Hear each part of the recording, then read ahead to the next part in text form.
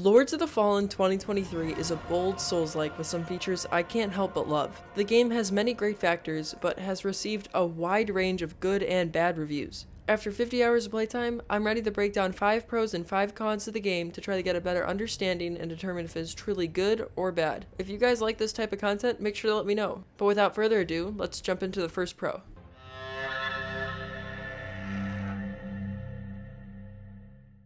When it comes to making a good Souls-like, it's important to set aside your game from the actual Souls games. I've heard many people state how they think many games are good, but rip-offs of other games. I personally think Lords of the Fallen, although extremely similar to Dark Souls, did enough to make their game stand apart, especially with the Umbral Mechanic. This was by far my favorite part of the game. The way the game balances out its advantages to be non-Umbral or Umbral mode is almost perfect. I do dislike how purposely going Umbral deletes the first half of your health bar guaranteed. However, you can gain this back by hitting other enemies. If you're confused and haven't played the game and you don't know what Umbral means, basically there is another version of the world that you go to when you die. Instead of just respawning at the bonfire, you get like a second chance, but there's new monsters, your health doesn't replenish as much, and there's just greater challenges. Like I said, getting killed by a boss and waking up in the area was the coolest feeling and created some awesome moments. Right here, I got pushed off a cliff, spawned back up, and then pushed the enemy off.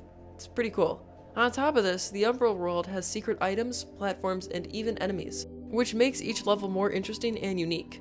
Not knowing if you missed an important item by getting through an area without Umbral is a weird consequence though.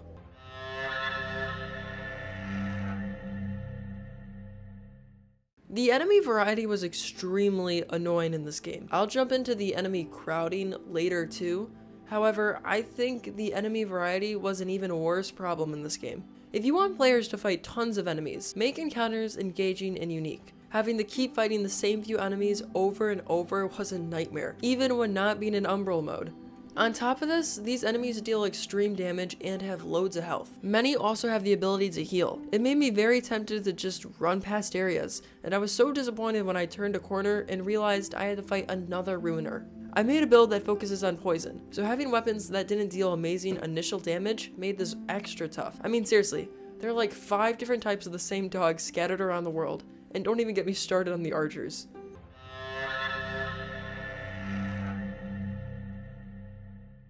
The story in Lords of the Fallen was very engaging. Through cutscenes, journals, and even a feature that let you see into the past, this game has everything. I enjoyed the NPC questlines, and at least 75% of the characters had a cool backstory and amazing design.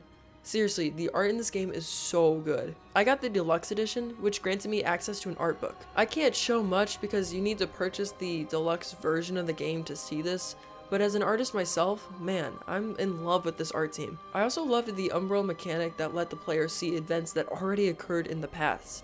I think this is a really cool way to expand a game's story. I do wish we could view these in the overworld. Having to switch to Umbral to gain information on the game's story was kinda strange, especially since there's so many consequences to going into Umbral mode. But the writers really put work into this game. Some of the NPC questlines actually filled me up with emotion, which is a challenging thing to accomplish in any game.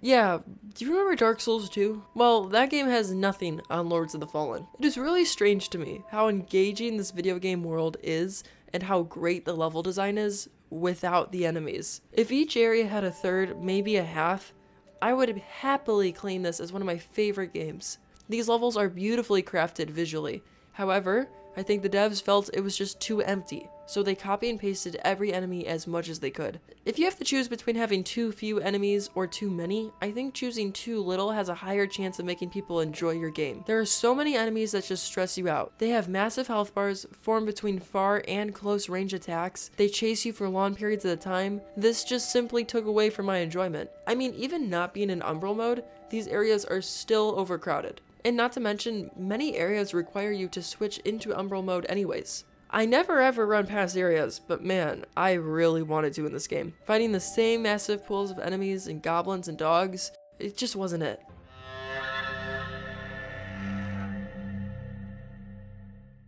Putting aside all the performance stuff, This game looks spectacular. First off the bat, the graphics really hit differently in this game. They are super good, but still make the game feel like a game, if that makes sense.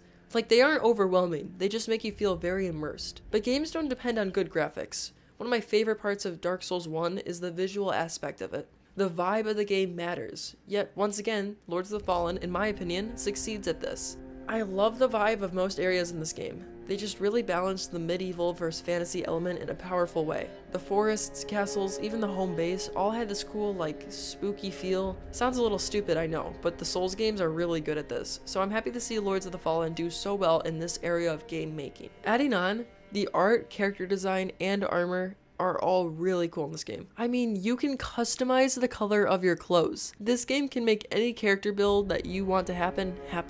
And with the fast-paced running animation, this game will make you love who you play as. I know some people just make a goofy character, but with every Souls game, one of my favorite parts is designing the personality, background, and overall look of who I'm playing as. This game made that easily possible, and I really appreciate it.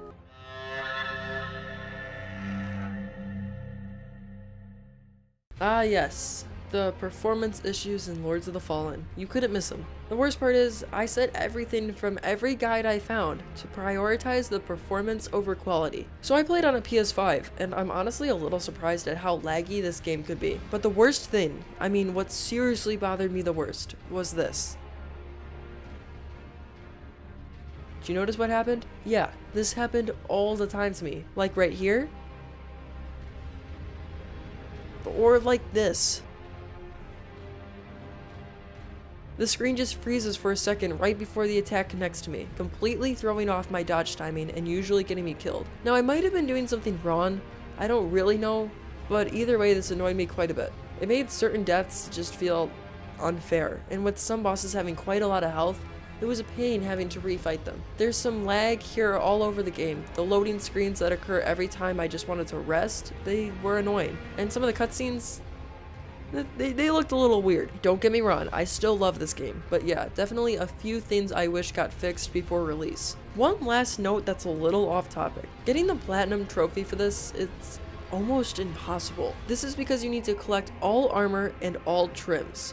And with this thing here, that's probably going to take a solid 30 or 50 years off your life. You only get 3 plucked eyeballs for killing an enemy connected to a lamp. On top of this, these enemies get extra health and are super rare. So looking at the prices for just one item, yeah, no thanks. And there are 3 separate donation merchant shops like this in the game. I don't get it.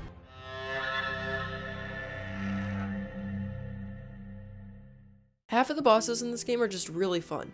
I can even name a few that took me multiple tries, like the Judge Cleric and the Light Reaper. However, these encounters aren't extremely difficult, and that's coming from someone who has literally only completed 3 Souls games. Don't worry, I'm gonna beat them all. The bosses could be considered as slightly basic to really experienced players, but they are super unique, creative, and honestly, they're a good time. The cutscenes and cinematics are on point here when they actually work, and the combat just feels really good. Some runbacks may seem awful at first, but you can just purchase a seat at Skyrest's bridge to plant your own bonfire, a super neat idea that eliminates a huge annoyance to many. As a side note, I had a really fun time with the ammunition system. The crossbows are just so cool in this game, and with a camera angle that reminded me of The Last of Us, I was surprised to see it work so well. So if the game works as intended, I think most people will have a fun time with 50% of the bosses in this game.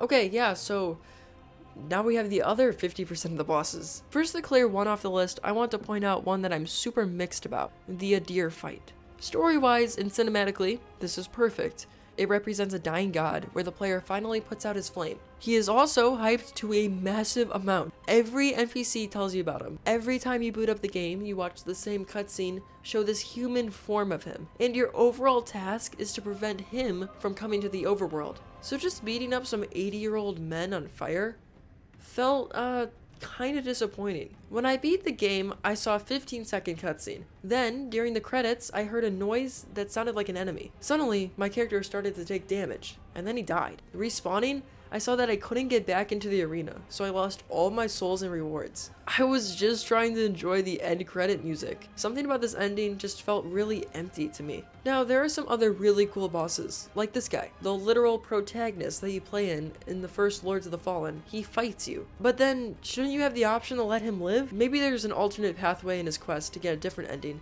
But the lore here was just so depressing. For the actual fight, he had a great moveset, but then he was just crammed into a small arena that ruined it. And please don't get me started on the Hollow Crow.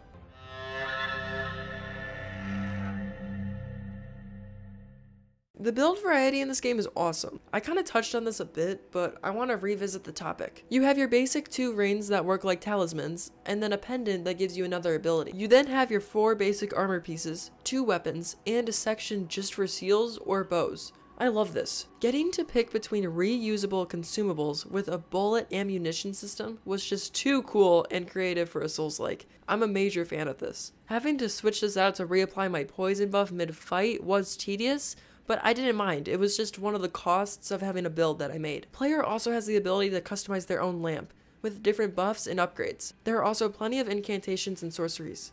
The leveling system here is pretty basic, but there's nothing wrong with that. However, they could have added a little more health in. This is 45 levels into health. Like, what? But overall, I just really like the build variety, and the combat is just good enough to pair with this and make a really solid experience for many good bosses.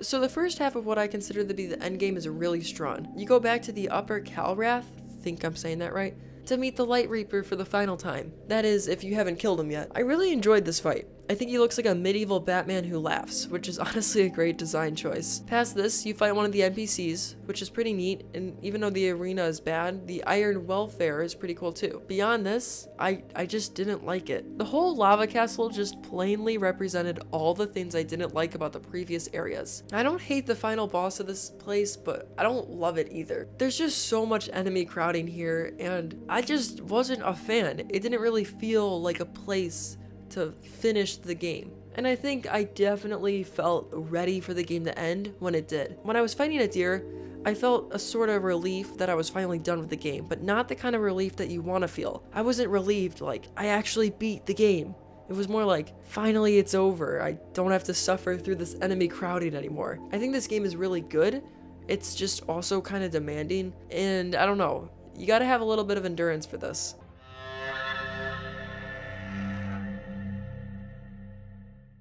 I want to end on one last final pro to really give this game some justice. Now, I haven't replayed this game yet, but I'm going to. I want to beat the game as Pieta. She's one of the characters in this game, and I think it would be really cool to do a cosplay run in a game that isn't Elden Ring. I have a lot of videos on Elden Ring, so it might be time to branch off to some other games, and this could be one of them. I have some kind of prediction that now that I know what each area is like and what to expect, I think this game will be really replayable because you'll be able to run past every enemy you see. With the whole seed mechanic that lets you place a bonfire, I'll just know to bring those with me, and I'll know where to plant them for which bosses are going to take multiple tries. Since the bosses aren't too difficult, except for very few of them, I think this game has a really high chance of being a fun game to just play in one night, maybe two. So there you go.